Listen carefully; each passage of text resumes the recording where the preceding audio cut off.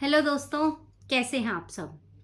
दिवाली का दिन हर किसी के घरों में बहुत सारे दिए जलाए जाते हैं। सजावट होती है, मिठाइयाँ बनती हैं, रंगोली बनाई जाती है। लेकिन एक गांव में एक सावित्री नाम की बूढ़ी औरत रहती थी और वो हर दिवाली सिर्फ अपने घर के बाहर एक दिया जलाती थी। अब सब गांव वालों को लगता था कि शायद ये गरीब है, इसीलिए इसके पास एक ही दिया है तो ये एक ही दिया जलाती है। लेकिन जिस दिन गांव वालों को उस एक दिए के पीछे की सच्चाई पता चली तो पूरा गांव रोने लगा। तो चलिए दोस्तों, शुरू करते हैं आज की मोटिवेशनल स्टोरी। एक गांव में सावित्री नाम की एक लेडी रहती थी, बूढ़ी औरत। और वो हर दिवाली एक दिया लगाती थी, ना मिठाइयाँ बनाती थी और ना ही अपने घर में कोई सजावट करती थी, ना ही बाहर रंगोली बनाती थी। हर कोई उनसे पूछता कि दादी, आप एक दिया क्यों जलाते हो? अगर आप ज़्यादा दिए जलाओगे तो ज़्यादा खुशियाँ आएंगी। लेकिन वो मुस्कुरा देती और किसी से कुछ नहीं कहती। फिर एक दिन एक लड़का 10 साल का उनके पड़ोस में रहता था। उसने बड़ी मासूमियत से पूछा, दादी जी, आप सिर्फ एक ही दिया क्यों जलाते हो? मैं आपको बहुत सारे दिए ला देता हूँ, तो आप भी बहुत सारे दिए जलाना, फिर आपके घर में बहुत सारी खुशियाँ आ जाएंगी।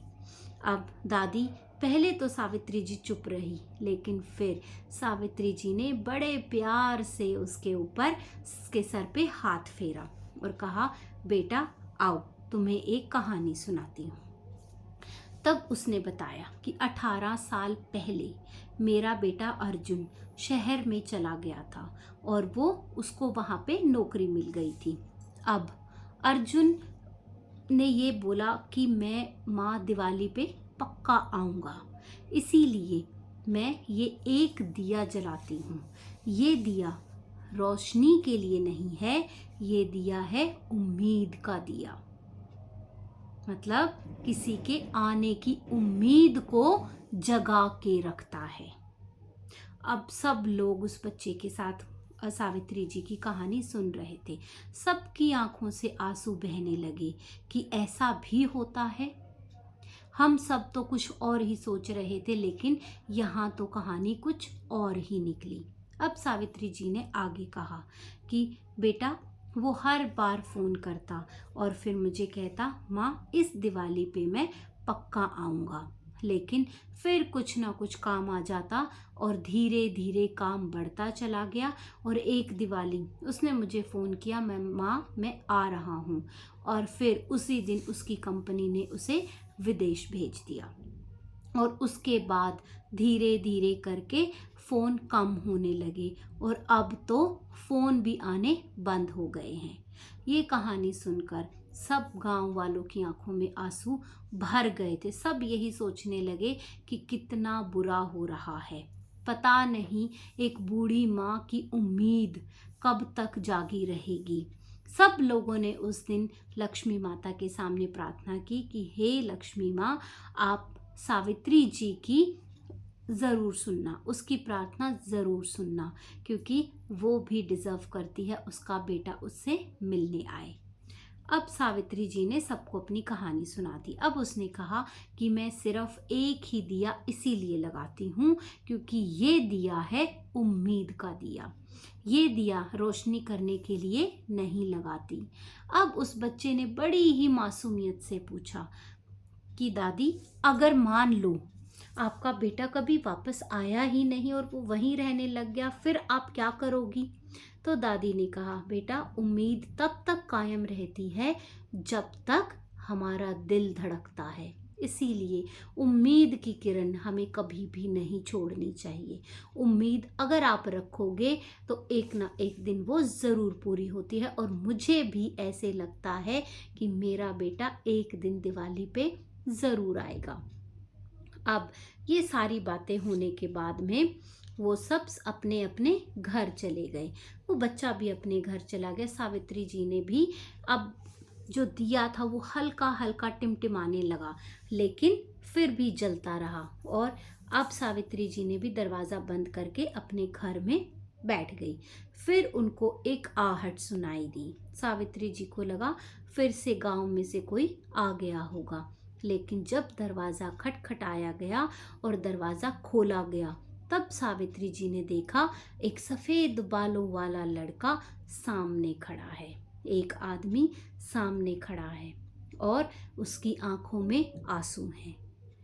ये उसका बेटा अर्जुन था और कोई नहीं। अर्जुन ने कहा, माँ मैं आ गया, देर हो गई ना।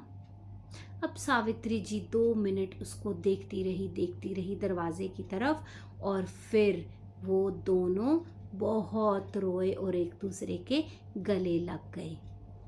तब माँ ने कहा, बेटा बहुत ज़्यादा इंतज़ार कराया, लेकिन मैंने उम्मीद की किरण नहीं छोड़ी। मुझे पता था कि तू एक ना एक दिन अपनी माँ से मिलने ज़रूर आएगा, और आज मेरी उम्मीद पूरी होती है।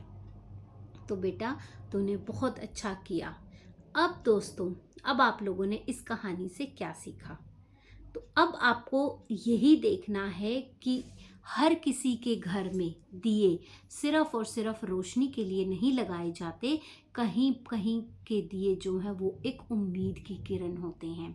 इसीलिए दोस्तों, कभी भी अपने परिवार वालों को, अपने रिश्तेदारों को किसी भी वजह से इंतज़ार मत कराइए, क्योंकि उनकी दिवाली तभी पूरी होती है जब हम सब एक साथ परिवार में होते हैं।